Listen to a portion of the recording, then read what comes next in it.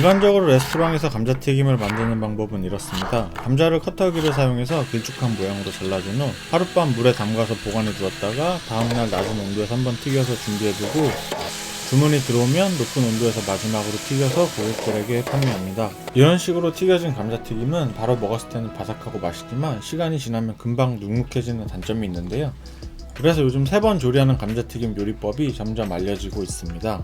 1995년에 영국 현대 요리의 아이콘이자 전설인 헥스톤 블루멘탈 셰프가 자신의 레스토랑에서 선보였고, 미국에서 가장 유명한 요리과학자 두 분도 한 번 삶고 2번 튀기는 이 요리법을 가장 맛있는 감자튀김 만드는 방법으로 소개하고 있는데요. 저 역시 예전부터 무척 궁금했던 요리법이라 드디어 한번 테스트해보았습니다. 감자튀김을 만들기 전에 감자튀김이 만들어지는 원리를 먼저 살펴보겠습니다. 다른 생물들과 마찬가지로 감자 역시 세포들로 이루어져 있는데요.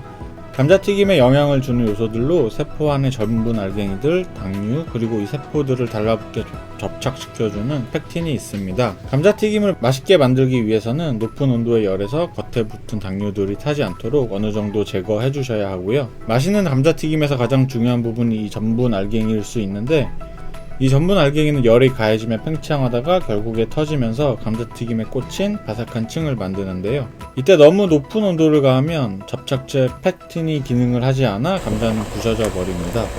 그래서 제가 오늘 실험해볼 부분이 이 요리 과학자 두 분이 제안한 온도에서 감자를 삶은 뒤 2번 튀겨서 감자튀김을 완성해보려고 하는데요. 일단 푸드랩의 저자 켄지는 팩틴이 가장 활성화되는 온도인 75도씨의 온도에서 15분간 삶는 방법을 추천했고, 미국의 또 다른 요리 과학자인 쿠킹 이슈의 데이브 아놀드는 55도씨의 온도에서 40분을 추천했습니다. 안타깝게도 이 요리법은 수비드가 필요한 요리법이라 수비드 기계 없이 비슷한 결과를 낼 수 있는 방법을 소개해드리기 위해 다른 한 분량은 그냥 냄비에 삶아서 진행했습니다. 일단 감자를 길게 썰어 주었고요. 남는 자투리는 냄비에 삶아서 감자튀김을 만들어 보겠습니다. 약간의 밑간을 하기 위해 물에 소금을 조금 뿌려 주었고, 부족한 부분은 감자를 튀긴 후에 소금간을 더 하겠습니다. 수비드 조리를 하기 위해 물을 함께 담아 진공 포장을 해주었고요. 한 분량은 75도에서 15분, 다른 분량은 55도씨에서 40분을 조리했습니다.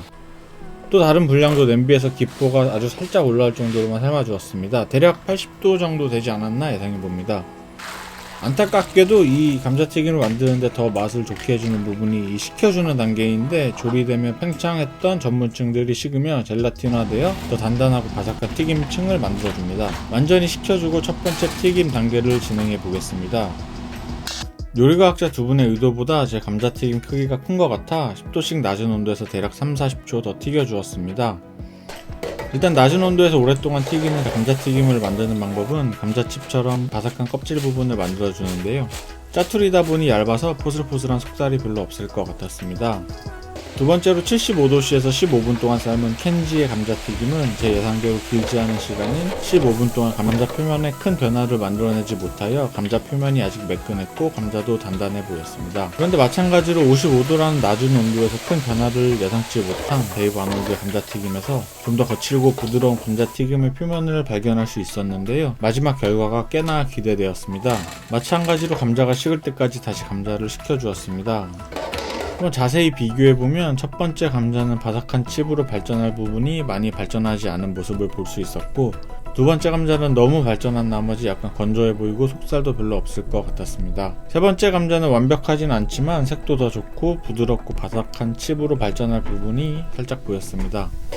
금빛이 돌 때까지 대략 3분씩 튀겨주었습니다. 오늘의 주인공은 아닌 감자칩이 튀겨졌고, 두 번째 감자도 튀겨졌는데 생각보다 금빛 색이 아주 예쁘네요. 소금을 뿌려주었고, 마지막 감자는 조금 더 튀겨도 될 것 같아 20초쯤 더 튀겨주었고, 결과가 상당히 좋아 보였습니다. 맛을 보니 첫 번째 감자튀김도 나쁘지 않은 꽤나 괜찮은 맛이었고, 두 번째 감자튀김은 위에서 언급했듯이 바삭한 감자칩 맛이었고, 세 번째 감자튀김은 예상보다 훨씬 훌륭한 감자튀김이었습니다. 감자튀김 맛있게 만드는 법을 테스트하며 제가 느낀 점은, 위에서 감자를 삶아주는 과정에서 전분 알갱이가 더 많이 터질 수 있게 예열을 해주는 과정이 아니었을까 생각을 하게 되었으며, 감자의 상태, 품종, 기온, 주방 환경 등 요리에 영향을 미칠 수 있는 요소가 너무나도 많아 완벽한 감자튀김을 만드는 데는 앞으로도 수십 번의 테스트가 필요할 것 같다는 점을 느낄 수 있었고, 약간의 실마리를 얻은 실험이었습니다. 그나저나 외국에서 감자튀김을 가장 맛있게 먹었던 방법은 제 경험상 헤인즈 케찹에다 먹었던 거여서 대략 6,000원짜리 헤인즈 케찹을 사서 한국 케찹과 비교해보니 헤인즈 케찹이 좀 더 깊은 맛이 끝!